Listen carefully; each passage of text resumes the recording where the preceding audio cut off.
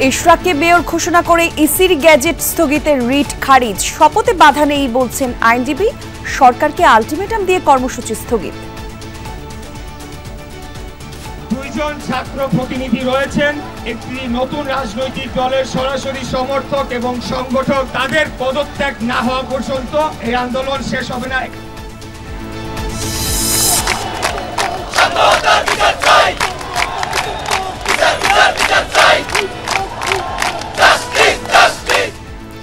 সাম্য হত্যার বিচার দাবিতে 7 ঘণ্টা পর শাহবাগের অবরোধের সমাপ্তি টানল ছাত্রদল। কাকরাইল মৎস্য ভবন এলাকাতেও বিক্ষোভের কারণে ভোগান্তি। এত আন্দোলন আসলে আমরা যারা সাধারণ জনগণ আমাদের প্রচুর ভোগান্তি, খুব কষ্ট, যাইতে পারতেছি না, গাড়ি ঘোড়া পাচ্ছি না। রোগী নিয়ে আমরা হাঁটতেছি, হাঁটা এখন কোন জায়গায় যে গাড়ি পাবো আমরা বলতে পারবো না। সরকারি নিরপেক্ষতার স্বার্থে 2 ছাত্র উপদেষ্টার পদত্যাগ চায় বিএনপি। তারেক রহমান প্রসঙ্গ আনায় ডক্টর খলিলের সমালোচনা। খলিলের গতকালকের যে বক্তব্য, বাংলাদেশ জাতীয়তাবাদী দলের ভারপ্রাপ্ত চেয়ারম্যান জনাব তারেক রহমানকে জড়িয়ে আমি এর তীব্র নিন্দা এবং প্রতিবাদ জানাচ্ছি। নির্বাচন নিয়ে সেনা প্রধানের বক্তব্য জন আকাঙ্ক্ষার প্রতিফলন বলছেন সাবেক সেনা কর্মকর্তা। করিডোর সহ অন্যান্য পর্যবেক্ষণও যথাযথ। মানুষ চাচ্ছে নির্বাচন, সরকারও বলেছে নির্বাচন দিচ্ছে। উনি যেটা বলেছেন যে ডিসেম্বরের ভিতরে হওয়া উচিত।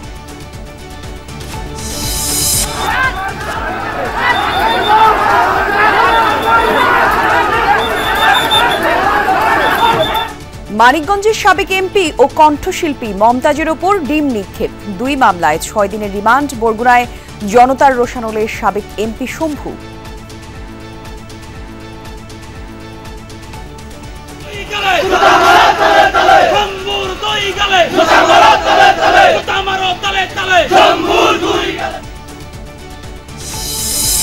লালমনিরহাট, ফেনী সহ 5 জেলায় অন্তত 100 জনকে বিএসএফ এর পুশ ইন।